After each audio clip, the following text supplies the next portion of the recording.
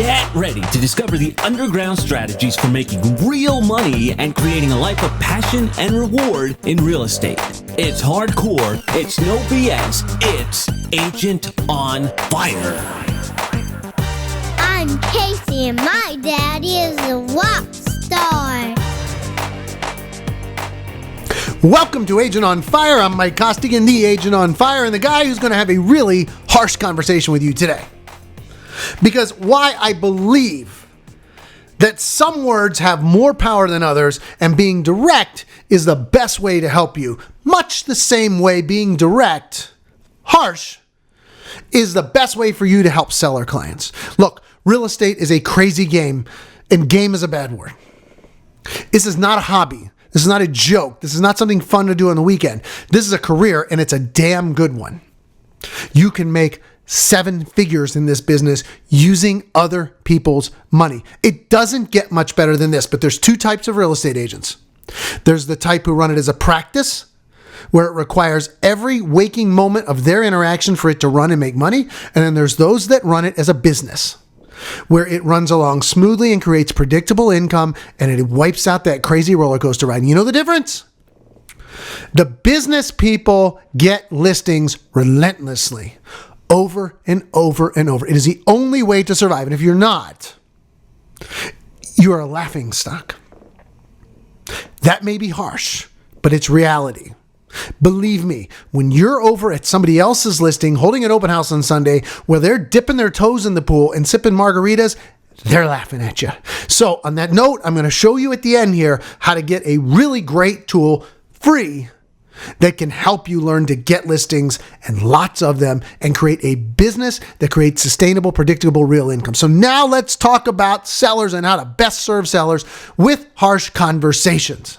Look, first of all, I want to commend you for being here and even listening about getting listings, because most agents won't. And statistically, that's why most fail in the first year. And believe me, the ones that don't fail in the first year, more than 80% of those remaining will drop out in the second year. Just look in your MLS. You can see this. It's readily available. And why? They don't get listings. And they give up. They burn out. They're done with it quickly. And I don't blame them. They don't belong. But what scares me even more is the ones that get listings and do nothing productive with them. They do a disservice to the seller. And most importantly, they do a disservice to themselves. Don't disserve yourself. Do the right things by you and your seller. You're paid as an advisor. So I want to start out by saying, I will take any listing. Any listing. Just have the guts to go out there and get it. I don't care the condition, price, location, doesn't matter. Because I'm going to sell sellers on their wants, and then I'm going to give them what they need.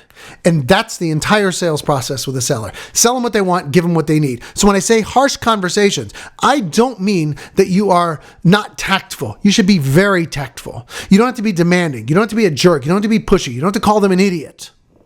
You don't have to tell them they're embarrassing you. Agents do this, right? That's not how you serve a seller. But the problem is, most agents, especially, and you got to be careful, in a market like today, where prices are starting to sell and things are not selling overnight like they used to, sellers get really anxious. They'll drop you. And all you needed to do is have real conversations with them. So here's how I do it. I bombard sellers with data, when necessary, to lead them to the right conclusions.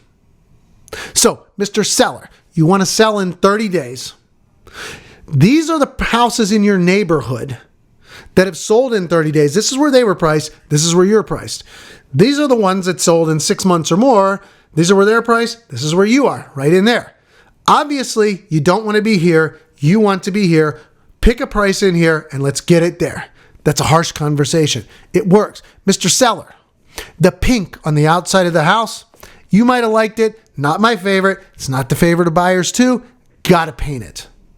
Mr. Seller, I've been getting some real good feedback that I think is going to be helpful for us. Your house is really not in the condition of showing. People come by and it's kind of a mess, and the dog pees on the floor and you guys don't clean it up, and there's dishes everywhere. You're going to need to clean that up if you want to sell. You see, this puts all the responsibility on them And it also builds respect, whether it stretches your comfort level or not. It builds respect. They are hiring you as a high-paid advisor. Very few professionals make the dollar per hour that a listing agent makes on listings. There's very little time actually spent at the listing. And you can make thousands and thousands of dollars with little effort by just being real. Mr. Seller, the house stinks. Deodorize.